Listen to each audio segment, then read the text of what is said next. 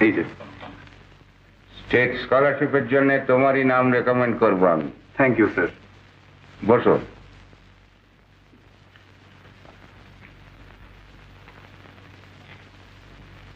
লোকে আমাকে ঠাট্টা করে বলে আমি নাকি নীতিবাগ, তাতে আমি একটুও লজ্জাবোধ করি না। আজকাল এই অতি আধুনিকতার নামে যে অভদ্রতা চলেছে আমি তার ঘোর বিরোধী। স্বৈরাচারকে আমি সমর্থন করি। ছেলে মেয়েরা একসঙ্গে পড়বে বলে তারা প্রেমিক প্রেমিকা বা একদল অন্য দলের শিকার, এ মনোবৃত্তিকে আমি জঘন্য বলে মনে করি। মেয়েদের সম্মান সর্বাবস্থায় পুরুষরা যদি না রাখে তাহলে জাতির অমর্যাদা হয়। দেশের মেয়েরা যত বেশি স্বাধীনভাবে চলাফেরা করবে তত বেশি বেড়ে যাবে তাদের দায়িত্ব। তাছাড়া যারা বিদেশ যাবে লেখাপড়া শিখতে তাদের নৈতিক চরিত্র হবে একেবারে নিষ্কলঙ্ক।